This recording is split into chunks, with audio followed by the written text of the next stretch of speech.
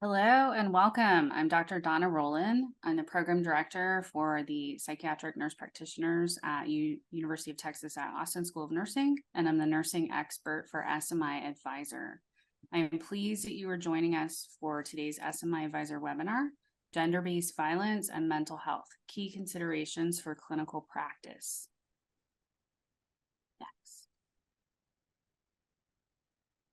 SMI Advisor is also known as a clinical support system for serious mental illness, and it is an APA and SAMHSA initiative devoted to helping clinicians implement evidence-based care for those living with serious mental illness. Working with experts from across the SMI clinician community, our interdisciplinary effort has been designed to help you get the answers you need to care for your patients.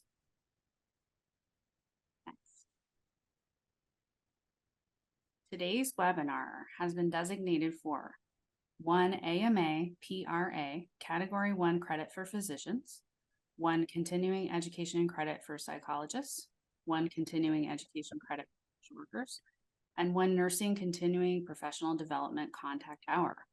Credit for participating in today's webinar will be available until January 15th, 2024. Slides from the presentation today are available to download in the webinar chat.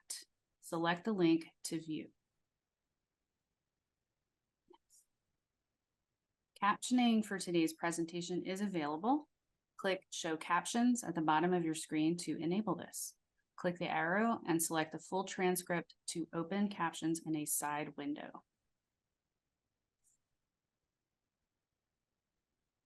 Please feel free to submit your questions throughout the presentation by typing them into the question area found in the lower portion of your control panel. We'll reserve 10 to 15 minutes at the end of the presentation for Q&A. And now I would like to introduce you to the faculty for today's webinar, Dr. Carol Warshaw.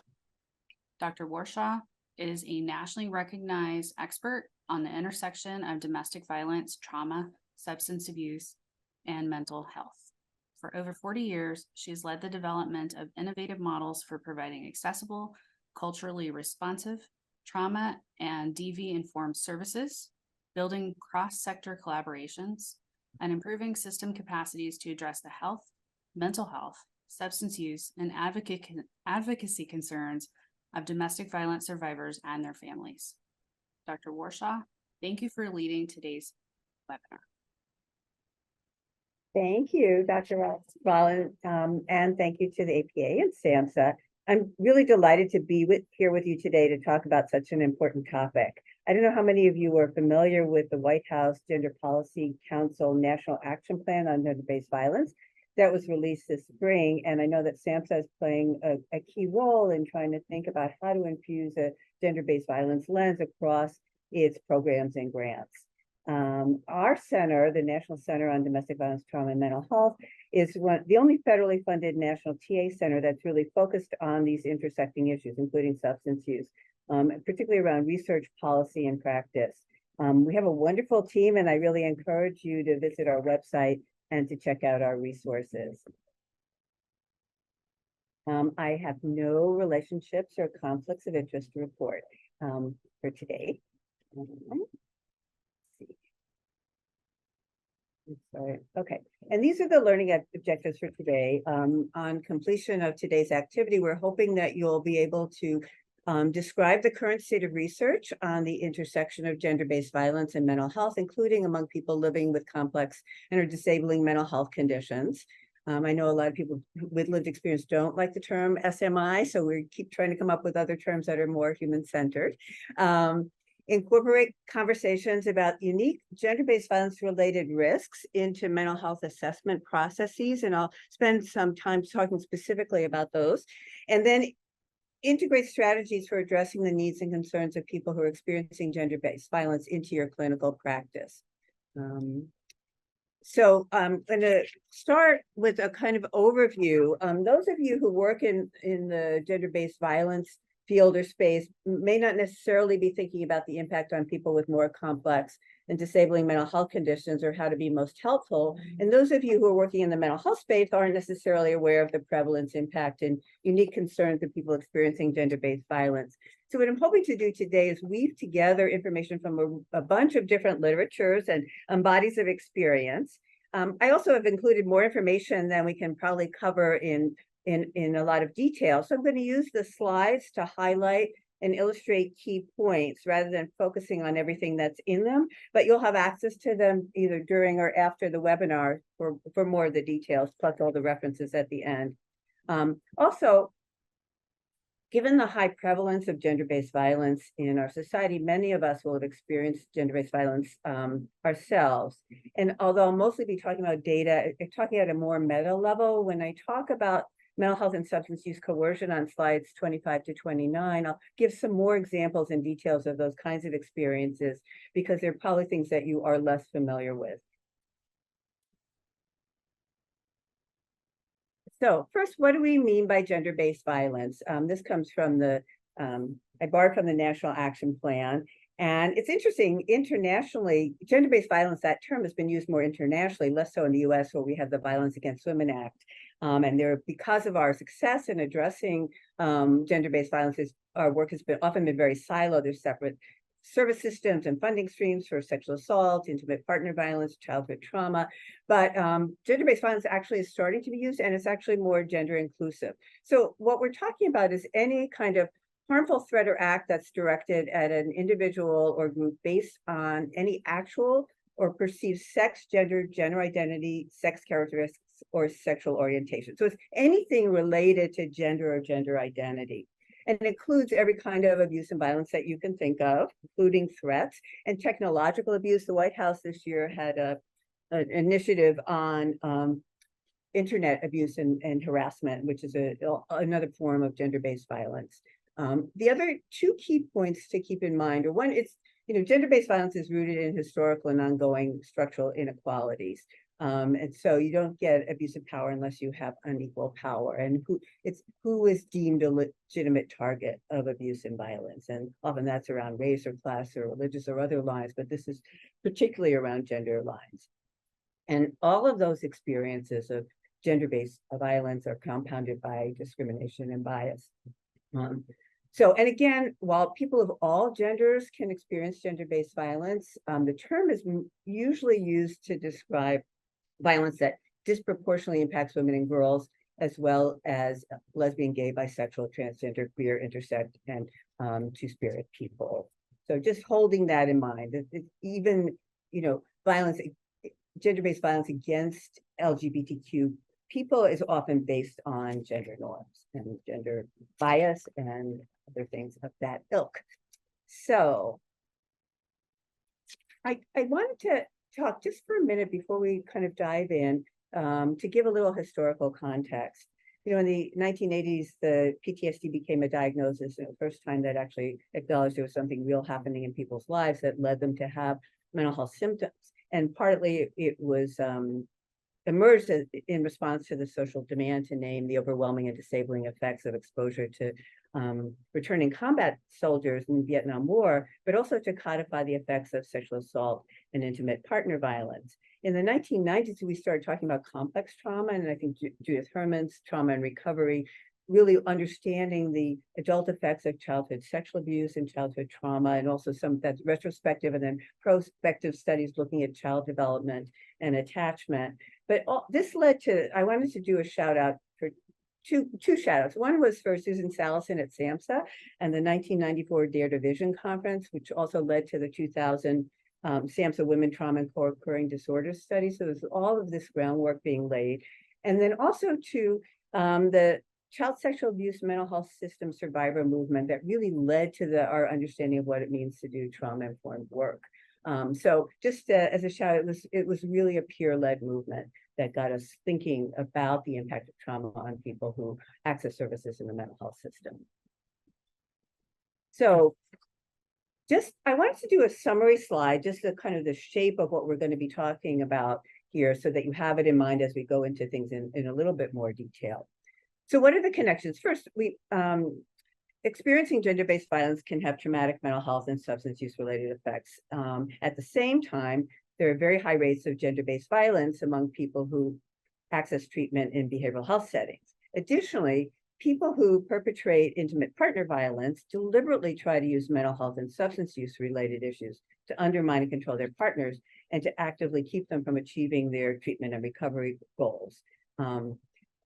We also know that people who experience gender-based violence often experience multiple types of trauma that impacts their healing and recovery. And therefore, a really integrated, culturally responsive gender-based violence and trauma-informed, we often talk about IPV and trauma-informed approach, social justice approach is really critical. And the social justice part is like, if people are experiencing all of these horrific things, then as clinicians, we also need to be active in trying to change the conditions that produce the violence and abuse in the first place.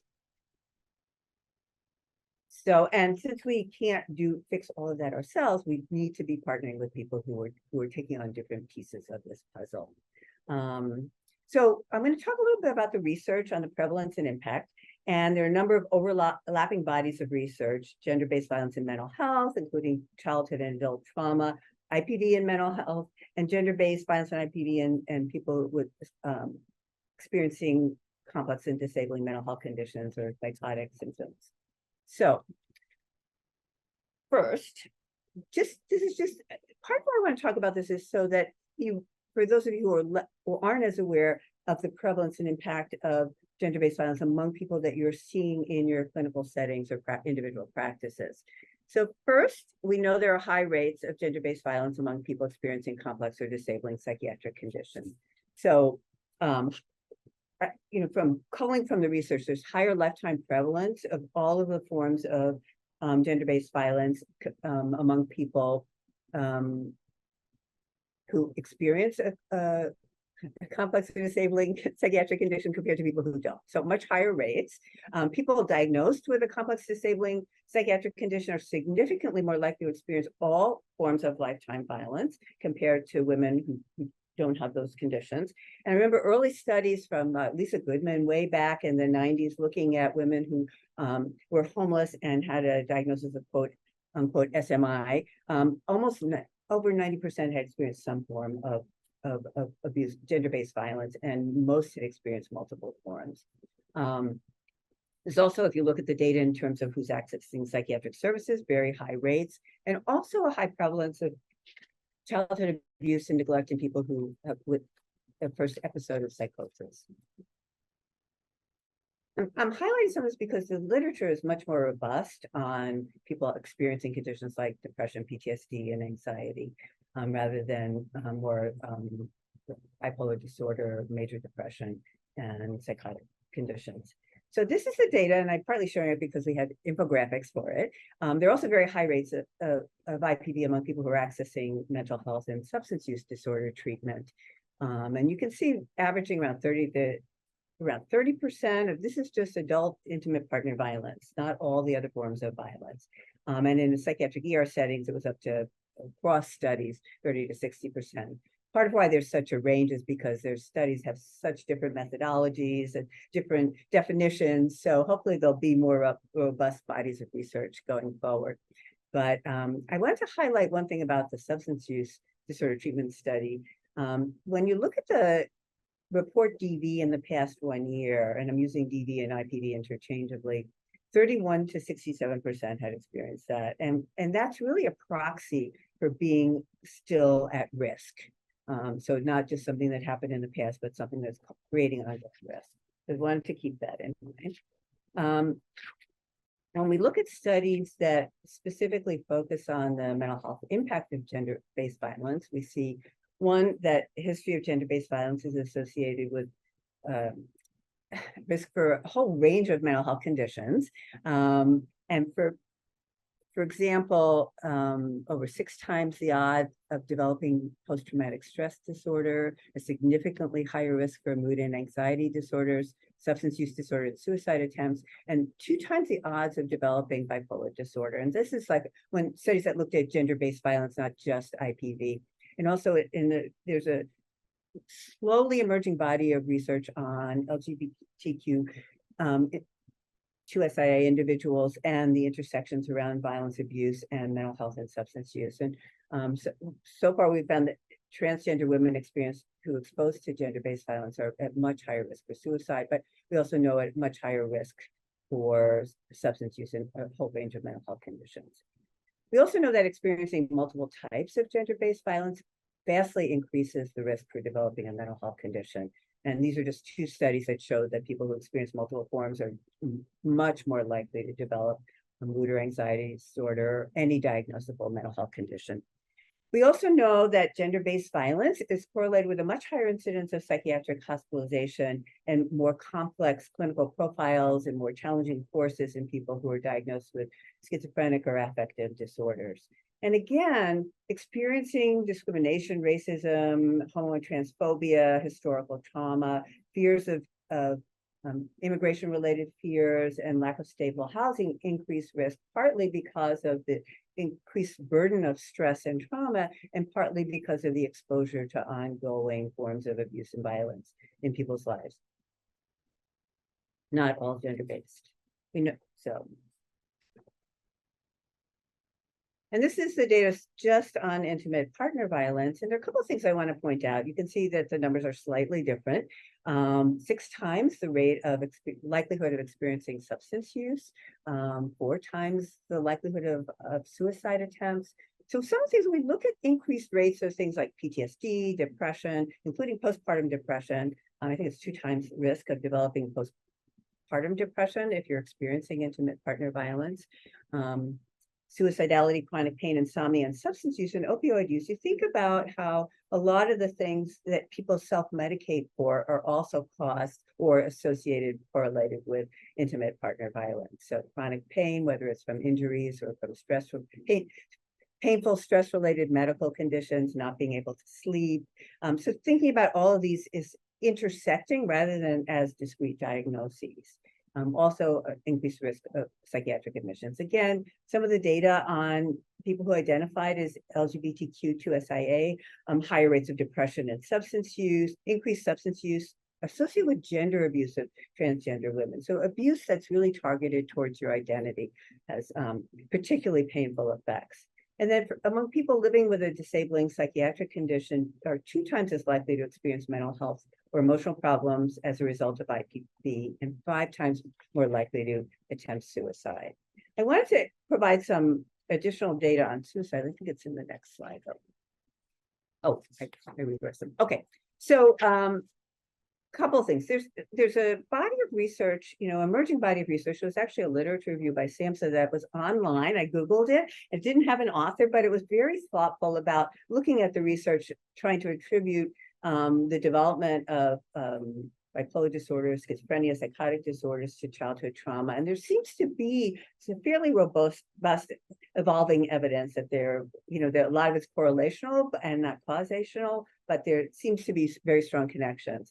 And childhood sexual abuse, which is a gender-based violence form of childhood trauma, seems to appear to confer a higher risk compared to other types of maltreatment. And the strongest correlation is with PTSD, schizophrenia, and substance use disorder. And one of the things that's really important to keep in mind for those of you who work in this space, there are very high rates of PTSD among people who have complex and disabling psychiatric conditions, and it often goes undetected, particularly among historically marginalized communities. Or there's often bias in diagnoses anyway. So just thinking about that, and I just added a little bit of data. It was one study about intimate partner violence and psychotic experiences. And again, experiencing intimate partner violence as an adult is associated with an increased risk for developing psychotic symptoms. And I can think of people in my own practice where that was the case. So one of the things then to hold is that experiencing a disabling mental health condition puts people at increased risk for gender-based violence as well, in part because of, we think, is this person more vulnerable, or is it increased risk because they're seen as a legitimate target by someone who is looking for people to perpetrate violence against? And unsafe living conditions, or living in institutional settings or residential settings that aren't gender responsive, also put people at increased risk. So this is a suicide slide. I was mentioned a moment ago. So a couple of things I wanted takeaways. One is that there's some IPV and gender-based violence specific risk factors to consider. One is the type of abuse, and again, physical and psychological abuse, emotional violence, sexual abuse, all of those gender minority-based victimization, things that really get at the core of your identity, are higher risk factors, high lethality risk, and fear, entrapment, and inability to escape. So I want to highlight that for a minute. My colleague Manjula O'Connor, who's a psychiatrist who does very active in doing work around gender-based violence in Australia, during the COVID pandemic, talked about work that she'd been doing with women in the South Asian community. And the people who were more likely to commit suicide were the people who were trapped and couldn't escape. So we think about hopelessness as a feature of depression and don't always think about the external conditions that are contributing to hopelessness and entrapment. And we look at other related risk factors that impact GBV survivors. Most of these are the result of gender-based violence. So again, thinking about all of these and that what kind of interventions this implies means having things that not only treat symptoms, but also provide support and advocacy to help people deal with those situations. So now I'm going to switch a little bit and focus on some of the unique considerations for people who are experiencing intimate partner violence. So the combination of the traumatic effects and the ongoing risk and coercive control.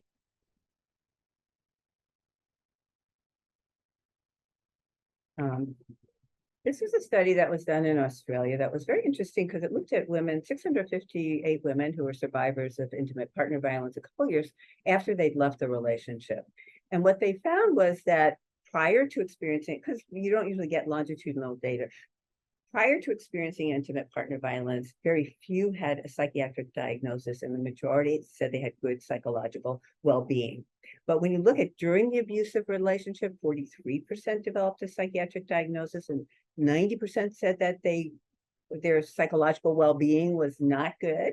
And then after they left, it was still high, partly because of the ongoing abuse, particularly around custody, the financial drain, that even when you leave, you're still subject to ongoing abuse and coercive control. So just to keep that in mind. So thinking about coercive control, one of the things that I mentioned earlier, but that's really been less well recognized and there's not a lot of research on yet, are coercive tactics that are specifically targeted toward a partner's mental health or substance use as part of a larger pattern of abuse, coercion, and control. Terms that we have now named mental health and substance use coercion. And so these are abusive tactics that are actively designed to undermine a partner's sanity and sobriety, control their ability to engage in treatment, sabotage their recovery and efforts to heal, and then discredit them with potential sources of protection and support, particularly around custody, but sometimes around incarceration or with friends or family and other sources of support. And then to exploit a partner's substance use for personal or financial gain. So take a minute to think about that. I'm going to go through some of the data on that to the extent to which you're familiar with these concepts and whether you're seeing this in your own practices.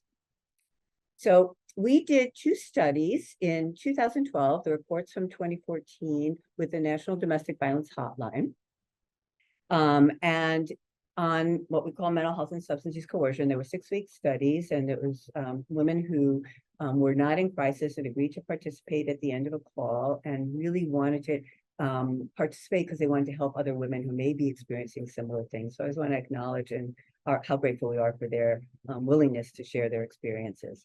So the mental health coercion study was over 2,400 people. 86% said at some point their partner had called them quote unquote crazy or accused them of being crazy as a way to undermine their sense of themselves and to make them feel to diminish and demean them. 74%, however, said their partner or ex-partner had deliberately done things to make them feel like they were going crazy or losing their mind. So gaslighting. So just think about that. And of the 53% who had sought help for feeling upset or distressed, almost half said their partner had tried to prevent or discourage them from getting help or taking prescribed meds. And 50% said their partners had threatened to report to authorities that they were quote unquote crazy to keep them from getting something they wanted, like a protective order or custody of their kids or medication. So just take a moment and think about that. This is where I'm going to talk a little bit about some of the qualitative data if you need to take a step back. So the undermining sanity, people would talk about their partners would call them pathologizing names. They'd read to them out of the DSM and diagnose them or try to go to their mental health appointment and convince the treatment provider that they were crazy, that the abuse was really a delusion, that they were trying to restrain them because they were out of control. We know that strangulation is one of the potentially most lethal forms of intimate partner violence, and yet people would use that as an excuse. And then they would blame the abuse on their partner's mental health. Like one person said, he wanted me on meds because he said I'm crazy. He bought books and read me symptoms and said I had them all and called me, said you're sick. So the treatment interference really trying to influence the diagnosis happens all the time. Another thing we heard a lot about was trying to force a partner to overdose and then have them committed. And when we did focus groups with Afnagar, which is a South Asian women's shelter in Chicago back in the, I think, early 2000, people would say that would happen, but if survivor didn't speak English, their partner would speak for them, and nobody would ever find out what was really going on. Also controlling medication. So it'd be like a continuum of preventing someone from taking their meds, forcing them to take too much, forcing them to take the wrong dose, calling them an addict for taking their meds, telling someone. One person talked about how her partner was responsible for taking her to get her meds and then wouldn't take her and then got a protective order against her saying she was out of control because she didn't take her meds. So there's lots of ways that this can play out. One person talked about, said that she had bipolar disorder and that during a depressive episode while she was highly medicated, her abusive partner maxed out the credit cards in her name, threw her out of the house and then divorced her. So all of these kinds of things, and then like using mental health diagnosis to make false allegations and then obtain a protective order. And one person said, that's like hitting the nail on the head. Of all the things he was doing to me, he told me that if I tried to leave, he was going to take the kids and I'd be recycled. We know for people who have a more chronic and disabling mental health condition where there's so much stigma associated, it's really easy for someone to get away with that kind of those forms of abuse. The substance use coercion study was over 3,000 callers, and these are people not in substance use disorder treatment who are willing to talk about substance use, even though it's also very stigmatized. 26% said they'd use substances at some point to reduce the pain of the abuse by their partner, not about previous trauma, which we also know is a risk factor for substance use, particularly for women. 27% said they had been pressured or forced to use substances or by an abusive partner or made to use more than they wanted. So just think about that for a minute. And of the 15% who tried to get help for their substance use, a little over 60% said their partner or ex-partner tried to prevent or discourage them from getting that help. I'm going to do the qualitative data in a minute. 37.5% said their partner threatened to report them to an authority, and almost 25% said they were afraid to call the police because their partner said they wouldn't be believed because they were high, or they'd be arrested because there was some kind of drug paraphernalia around, so that people had to choose between being safe or being arrested, which should never be the case. So when we look at the qualitative data, and this is important implications for the opioid epidemic. So people would be coerced into using, so it initiated into using drugs by an intimate partner, possibly without coercion and kind of pressure to use, and then to the point where they became physiologically dependent, and then feeling like they couldn't refuse. So it was a kind of continuum of, I was using because it was fun, I was using because they kept him happy, I was using because I was afraid not to use. And then to the point where being coerced into using, threatened into using, and actually drugged. And so particularly in the opioid context, controlling someone's supply and then threatening them with withdrawal. And since the study, we'd hear people being injected with Narcan as a threat. Don't ever do that again, or you're going to go into withdrawal. Once your supply is controlled, then you can be coerced into engaging into illegal activities, forced to use unsafely, or even being injured, so you'd have to go to the ER to obtain meds. the treatment interference and recovery sabotage are a couple of ways this plays out. One is being prevented from attending treatment or meetings, saying, oh, you're having an affair with the substance use counselor, withholding transportation and childcare, and then stalking. If someone has to keep regular appointments, it's very easy to track them and stalk them. And then controlling meds, not letting someone take meds, diverting their meds. So when someone goes back for an appointment and they don't have the right level of buprenorphine, or they're taking another substance, people are thinking they're not compliant. It has so much kind of punitive connotations and not thinking about what may be happening. I mean, there are many reasons why this could happen when an abusive partner is controlling their ability to take medication. And then for the recovery sabotage, being forced to watch a partner use and escalating violence if you try to cut down or stop. So just thinking about all of that, and when we're thinking about treatment interference in people's recovery. And then the threats to discredit or report, again, people would force their partners to use and then videotape them when they were high and show the videotapes to a custody lawyer or to Child Protective Services, or call a probation or parole officer, or knowing that someone's going to get drug screened because it's been ordered by the court or required by a drug treatment court, knowing that then they'll be positive. So just thinking about all of those kinds of things. And that once someone has a criminal history, then they're like no longer eligible for lots of public benefits, which then makes it even harder to leave. So again, thinking about all of this together is really critical. And also substance use coercion is often related to sexual coercion as well. So this next slide is just to show, when we think about the kind of neurobiology of substance use disorder, we often think of that as separate from external circumstances. But when you think in the context of substance use coercion, all of the neural circuitry that leads to relapse can be activated, and deliberately so, by an abusive partner. So exposure to addictive and rewarding drugs, conditioned cues from the environment, and exposure to stressful experiences.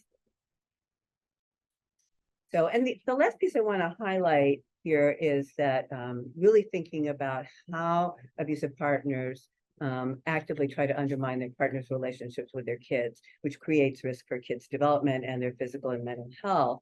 And yet we know, research consistently shows that maintaining the attachment to the non-abusive caregiver is really what's most essential to kids' development and mental health and well-being. And we know that early intervention prevention efforts, wraparound services for parents and non-abusive parents and children is really critical to kids' development. The other thing that's really important is that in 24 states plus Washington, D.C., substance use during pregnancy is considered child abuse, including in some places taking medication-assisted treatment, and in some places even prescribed psychiatric meds. So doing policy work and advocacy work, lots of major medical organizations, including the APA, are involved in trying to change some of those punitive policies, because it really prevents people from accessing the services that they need. And this is just kind of pull this together. So, we know that gender-based violence is associated with the risk for a whole range of mental health and substance use coercion conditions. And but at the same time, abusive partners actively undermine their partner's mental health and coerce them to use, and then try to control their treatment and prevent them and sabotage their recovery, and then turn around and use it against them with systems that might potentially be protective or sources of help. And what we know from working with judges, even judges that are very savvy about these issues, end up saying, well, who do I give custody to? The person who looks like they're really well put together, or the person they've been abusing for years? So we're also doing a lot of work with court systems around these issues, and hope that all of you will be doing that in your communities as well. A couple other layers of risk. I'm sure for those of you who work in this space are very familiar with the additional layers of risk faced by people who experience complex and disabling psychiatric conditions. So not only, there's also abuse related to trauma that's related to experiences of psychosis that is traumatic in itself, involuntary hospitalization, and medication side effects. There's another layer of trauma that people experience. People are also more likely to experience abuse from a range of sources, particularly if people are homeless, are unhoused, or in institutional and residential settings.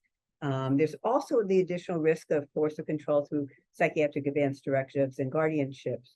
Who is the attorney, in fact, with a psychiatric advance directive? Is it someone who's abusive with a partner or someone else? And do we do safety planning around that?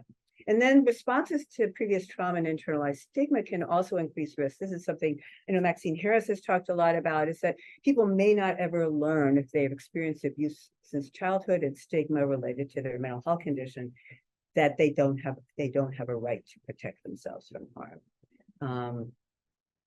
We also know that intimate partner violence is often a precipitant to homelessness, and it's particularly prevalent among women who experience psychiatric disabilities. So again, all of these constellations create additional barriers. And I just want to highlight one more piece of kind of recommendations for people with lived experience from, this is from focus groups and interviews we did in a project in, I think it was like from 2007 to 2011. And these were women who were either in a psychiatric hospital or accessing services in a large psychosocial rehab organization in Chicago. And they talked about not feeling safe in mixed gender settings. You know, on the substance use side, there's a lot more gender specific programming, and there are women's services coordinators at the state level in the majority of states. But on the mental health side, that's not the case, except in maybe perinatal mental health programs. So they talked about the lack of emotional safety, just the kind of general noise and chaos and arguing and aggressive behaviors by men in their service environments that were frightening and triggering, but also feeling physically unsafe, including in inpatient drop-in and residential settings. Often people talk about this in substance use disorder treatment settings as well. In fact, the person who is their abusive partner might be in the same setting, or other men who are perpetrators or violent, but also being physically unsafe where they experienced gender-based violence, including assault, harassment, and stalking, not only by other service recipients, but also by building managers. So just thinking about all of those settings and how do we address safety and recovery and harm in all of those settings. And what things they said were that it's really critical that staff takes seriously that this is happening and take steps to structure things so that they're protected. And they also talked not only about the importance of gender specific spaces, but also gender specific programming and groups on trauma and gender-based violence, and also peer support groups, just to talk about what people are experiencing and wanting to know what other women are experiencing and what has been helpful to them. So I'm going to take one quick breath and then think about what we can do. But I'd love to know how much you've been seeing these things in your practices and what kinds of things you do to address them. So when I was thinking about this, I think, well, there's a bunch of different pieces about what we do. So there's a literature on treating PTSD among people who have chronic and disabling psychiatric conditions.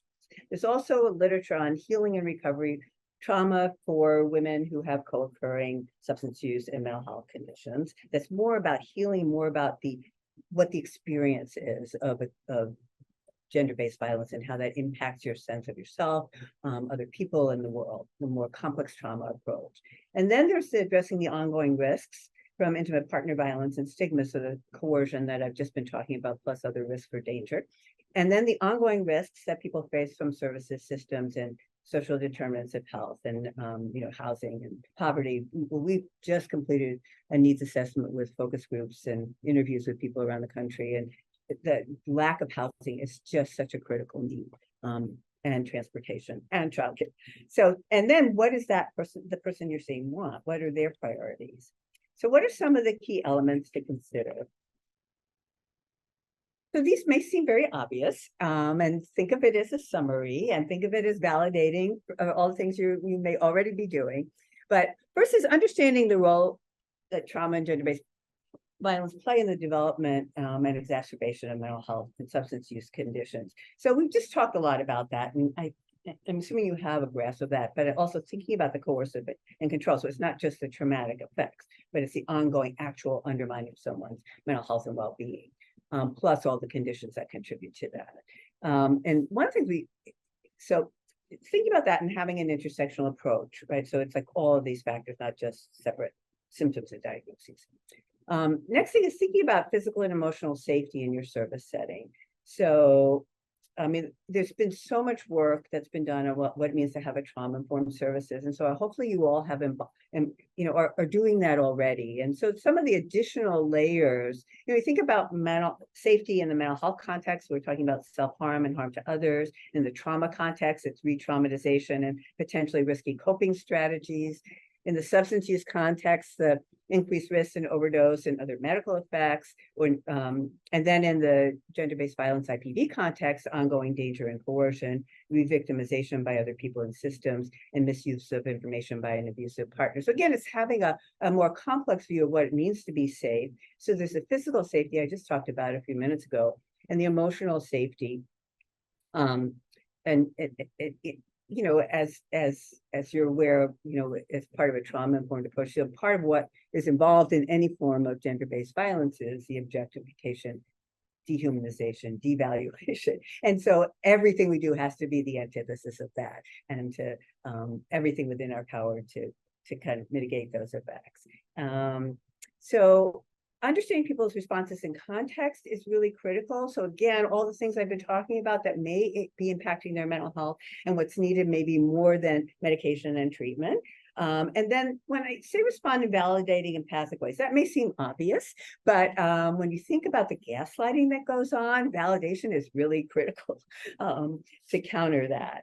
And then offering gender-based violence and trauma-specific treatment and intervention. And that's what I'm going to talk about next, the different components of that and how do you weave that together. And then the other piece is understanding our own responses and their potential impact and the need for our own support. It's very hard to, I think we're very aware of, the concept of secondary trauma, and when we walk alongside with someone and we're actually open and empathic, that we're going to experience some of that ourselves, and some of our own experiences are going to get evoked.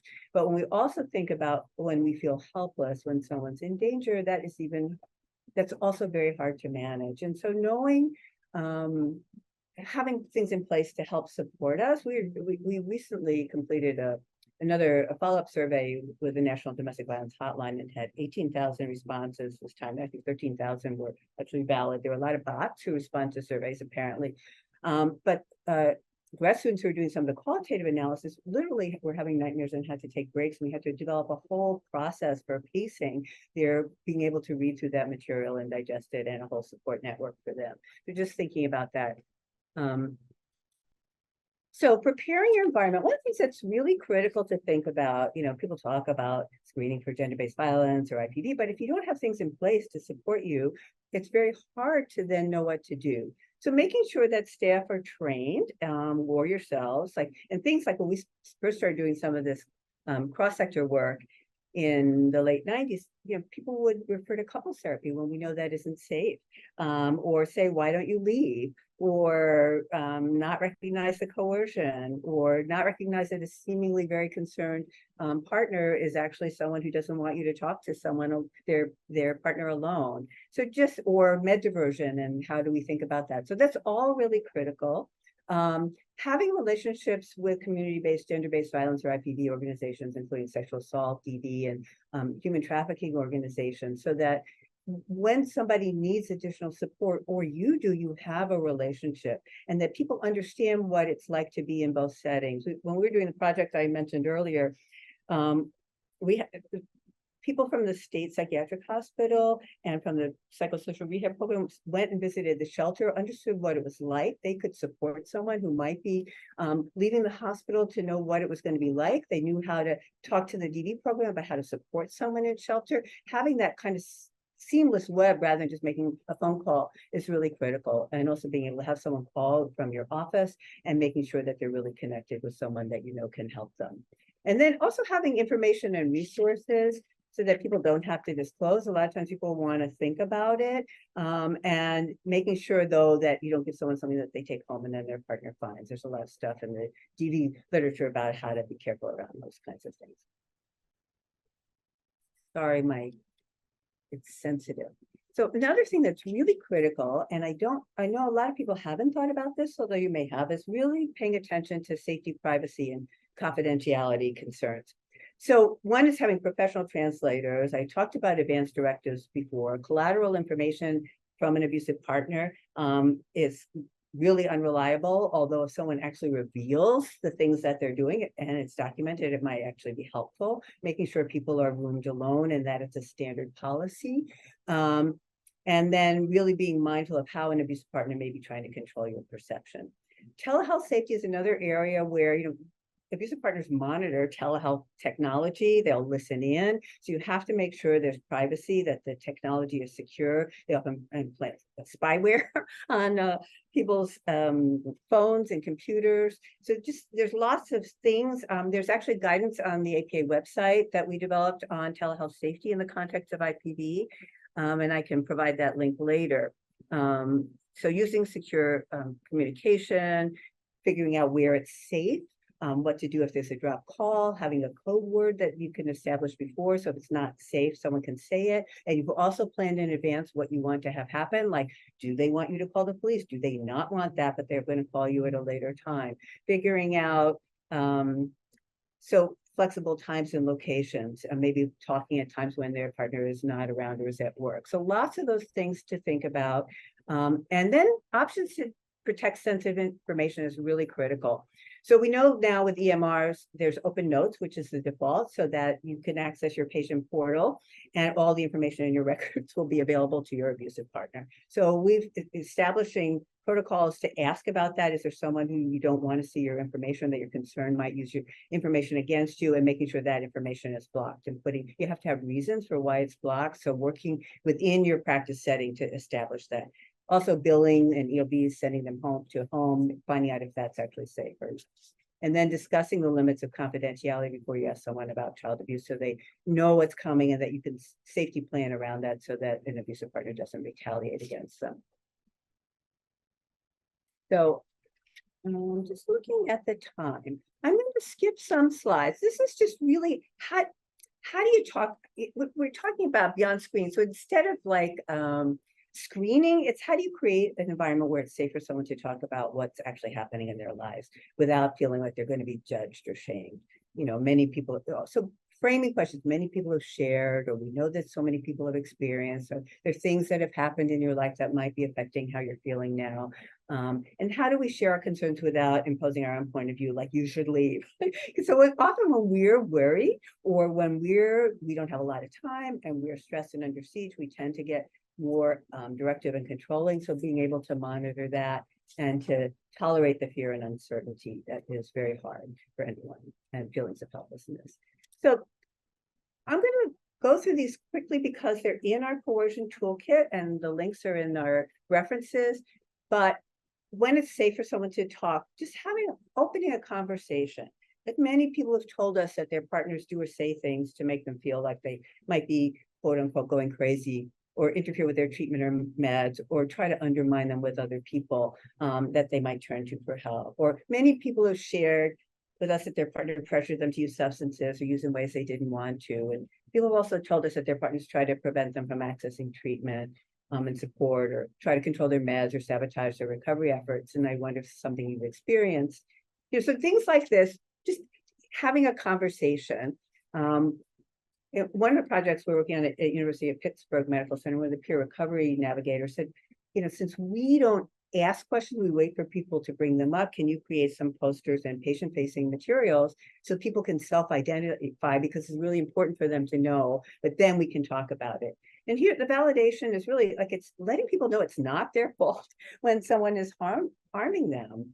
Your partner may find other people to agree that your mental health or substance use gives them a right to control or abuse you. Undermining your credibility with other people is a way to strengthen their control, because it makes it hard for you to get support or be believed or trust what you know to be true. So it's like letting people know, because they're constantly getting these messages, that we play an important role in countering. Also, as part of a mental health or substance use history, think about, is their partner really good to them when they're really symptomatic, but when they're better, that's when they get abusive, or is it the opposite? And how is their partner likely to respond to their treatment plan? Are they likely to try to interfere with it or control their meds? Or is it a problem if their partner knows they're receiving treatment? So those are all things to factor into treatment planning. And asking about the kids is really critical because of the custody challenges, and being able to document ways that you see someone protecting and caring for their children, and asking about what kind of threats they're facing and what kinds of things could be helpful. Again, some red flags: missing or coming late to appointments, losing their prescriptions, negative drug screens for prescribed meds, exacerbation of symptoms, medical complications, over-sedation, or an overbearing person who's coming with them. So just having them in mind, and then thinking about some of the safe strategies, like, is there someone else who can keep their meds? Is there some place where a better way to access treatment from a safe place? Are there any legal documents that give the abusive party control over their benefits or care? Are there threats to subpoena their records, and how to make sure that you document in ways that are going to be protective of them? And then again, making those connections with gender-based violence programs in your community. I know in my own practice, when someone is actually accessing DV services, it means I can focus more on the clinical part, but if they're not, then we're doing everything. And it really makes a difference because of all the kinds of resources that they have access to. It's also true for human trafficking. So these are some other things. I think I've talked about most of them already. TBI is something that's very common among people who experience intimate partner violence and may impact cognitive capacities, and vastly under-recognized.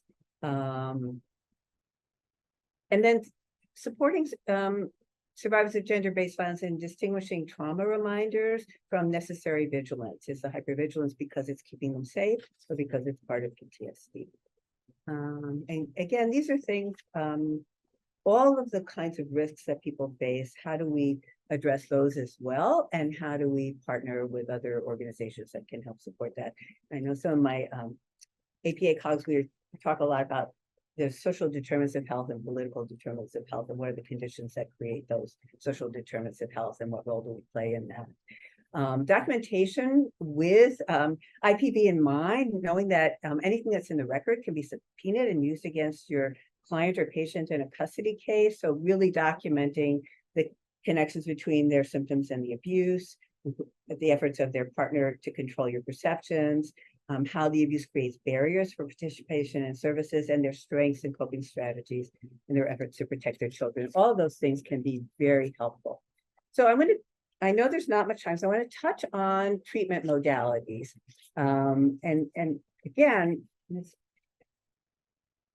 the two things I'm really going to focus on are, we've talked about GBV specific types of interventions that you want to layer into your treatment. But we also know that most PTSD trauma treatment modalities focus on trauma that occurred in the past, and yet for many survivors, the trauma is ongoing. And symptoms may be a response to ongoing coercion and danger and risk. And we often talk about how do you heal while you're still under siege. And that's why some of the complex trauma treatment modalities that focus on safety and stability at the first phase can be really helpful in this context. And again, how do we promote healing and connection? So I'm going to go to the next slide. So, okay, so two literature reviews. One is the treatment literature on PTSD treatment in the context of people who have a disabling or complex psychiatric condition, often schizophrenia or psychotic conditions. And it's interesting. There's a number of studies, and there was a Cochrane review that showed there was poor quality evidence, but no adverse effects, and some other meta-analyses that showed there were robust effects. But basically, trauma-focused cognitive behavioral therapy for PTSD, it seems to be effective in reducing trauma symptoms and may be helpful with other mental health symptoms, even if there are cognitive difficulties. A brief treatment psychoeducation program, which was part of Kim User's group, but was only 3 sessions of psychoeducation, was also as effective as the 12-week CBT intervention. And then there are a number of exposure-based therapies. So basically, the things that show robust evidence for PTSD show some at least modest evidence in the context of people who have a psychotic disorder. So prolonged exposure therapy and EMDR, both of those show some effectiveness. And the important thing is that there were no adverse effects, and the attrition rate seemed to be similar to other PTSD treatment attrition rates. The other body of research is, I mentioned earlier, from Women, Co-occurring Disorders and Violence Study. The one that is most relevant to people with experiencing complex and disabling psychiatric conditions is Maxine Harris's trauma recovery empowerment model. There's a modified version that's a little bit shorter, and it's really an integrated multi-session group treatment that really addresses issues of what it means to be a woman and basic skills that may have been disrupted by early trauma. So it's not just treating symptoms and disorders, and that has been very successful. And it also helps people with both interpersonal skill development, interpersonal and more global skills. And some of the evidence shows that people not only reduce pure PTSD symptoms and mental health symptoms, but people also felt like they were being treated like a person and feeling respected, which is really important. Stephanie Covington's helping women recover and beyond trauma. There's some randomized controlled trials. Helping women recover is a 4-session group, and beyond trauma is longer, and that has shown evidence to help people in reducing trauma symptoms, some substance use. And one of the things about both helping women recover and seeking safety can be delivered by peers. And Stephanie, one of the things that she's done is she keeps updating her interventions and making them more gender inclusive and adding new neuroscience and adding new things. And she's developed them always in collaboration with people who they're designed for. Same with Maxine Harris. And Seeking Safety is Lisa Najibet's PTSD substance use disorder treatment that also has robust evidence and in reducing trauma and interpersonal coping skills and safety and decreasing substance use. So again, good evidence for these. There are many others, but there's limited evidence for people who are experiencing psychotic conditions in all of these studies. So, from our lit review on trauma-informed treatment, trauma-specific interventions for survivors of intimate partner violence, again, psychoeducation, awareness of coercion, attention to safety, cognitive and emotional coping skill development, and really a focus on survivor strengths, as well as the cultural strengths that they could draw on. And, what we're seeing is there's also a growing body of literature evidence. There's lots of literature and lots of cultural and community and culturally specific approaches to healing, often that are more collective rather than individual, and really understanding how to build on strengths. Like in a lot of the Indigenous communities, our culture is healing. And that's part of how we survive. So really, I'm not going to go through all the list of things that we know of now. There are many interventions that are being developed and that are much more integrated, holistic, and grounded in people's experiences and what's important to them. I think earlier on, people were trying to adapt evidence interventions to specific cultures by changing the food that was delivered with the intervention, rather than having something that's completely different and really grounded in people's values and philosophy and what resonates with them. So this is just a summary of, and you can read this because it's really basically, this is an issue to address it. And we also need to change the conditions, and that people, centering the expertise of people with lived experience, focusing on strengths and offering trauma-informed peer support is really critical. And as I keep saying, that a gender-based violence and trauma-informed approach also involves working to transform the conditions that contribute to abuse, violence, and trauma in our world. So, and the last slide is just in a GBV and trauma-informed approach, we're also part of the equation. So all the things that impact the people that we're working with impact us as well. We're all impacted by trauma, and we all need resources and support. So here are some resources. This is our coercion toolkit. So all the things that I talked about are in there in more depth, and we're actually piloting this in 2 clinics at University of Pennsylvania Medical Center and one at West Virginia University. So hopefully we'll actually have some evidence for something that we actually think is common sense. This is a chapter that I and Gabriela Zapata Alma wrote on. It's just because of the word count, it's not as in-depth as we would have liked, but it covers basic approach. So you can access from our website. And then this is, I think it's from 2011 or 13, the Engaging Women in Trauma-Informed Peer Support Guidebook that SAMHSA sponsored and Nashville was involved with. And I think it's really still, when I was looking, there was really nothing else like it. So I encourage you to take a look at that. And these are resources if your patients or clients need help. And then I'm going to go to. We will go to our brief Q&A. Thank you so much for such a great and interesting presentation. This has been amazing. And I have we'll squeeze in a few questions in our last few minutes. So there's a question about the attempt to influence a diagnosis with coercion. I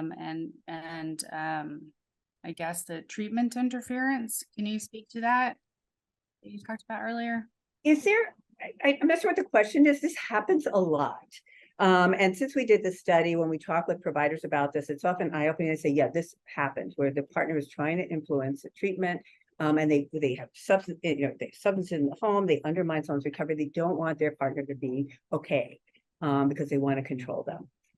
So if the question's about what to do, I think it's being able to make sure you see someone alone, to talk to them about this, sometimes people won't even recognize that as coercion or as IPV at first, but it's a kind of starting to raise some of the questions in an open-ended way and think with people about that, and then start to strategize about how you could see someone alone. Could you schedule appointments at other times when their partner's not available? Think about safe strategies or people they could turn to for perspective when they're being undermined. And there's a lot more we could talk about, and I'm happy to, and you can always email me.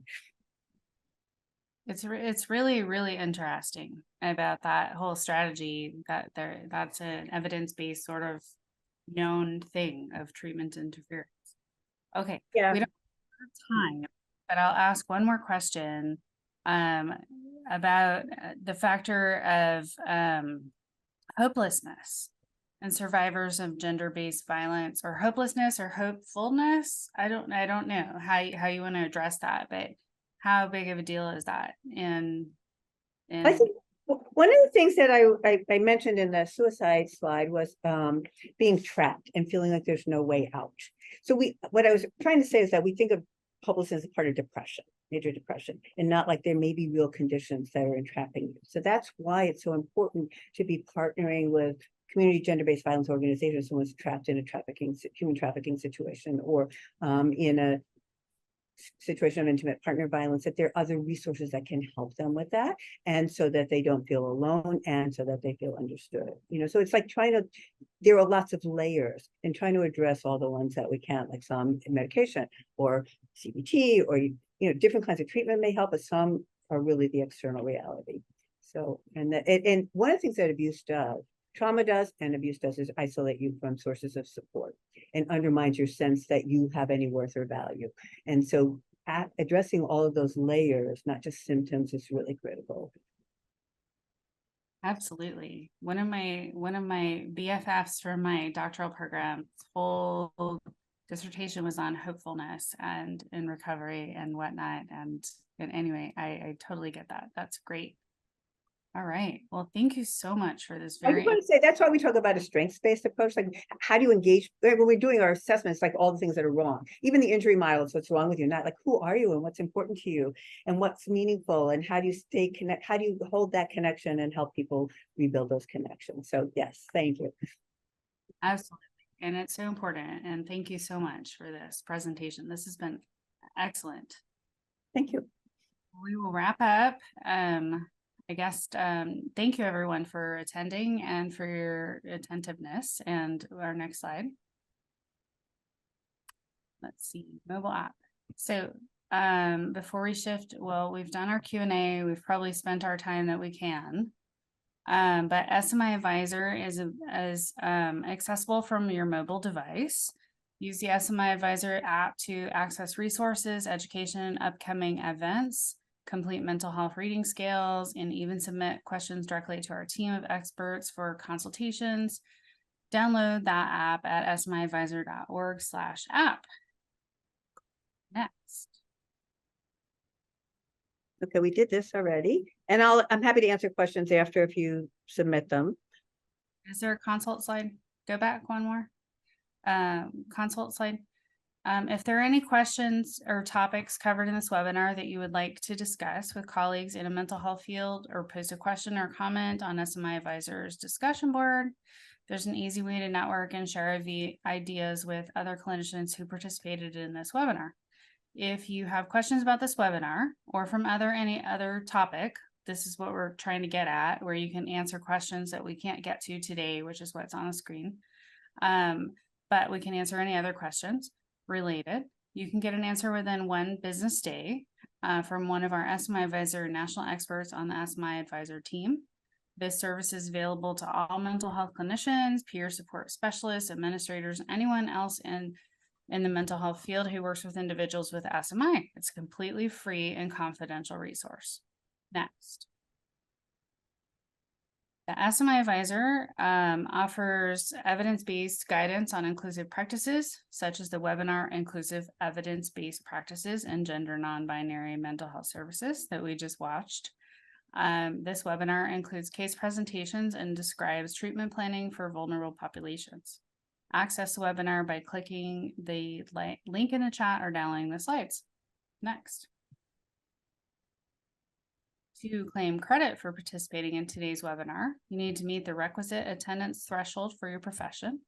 After the webinar ends, please click Continue to complete the program evaluation. The system then verifies your attendance for the credit claim time. This may take up to 1 hour and can vary based on local, regional, national web traffic and usage of the Zoom platform. Next. Please join us tomorrow, November 17th, as Mr. Tony Munoz-Hilard and Dr. Sasha Agarwal and Dr. Stephanie Lamel and Dr. Mira Bodik present Repositioning Mental Health Service Users as Educators in the Mental Health Professions. Again, this will be another free webinar, and it will be November 17th from 12 to 1 p.m. Eastern Time, Friday tomorrow. Thank you so much for joining us today, and until next time, take good care.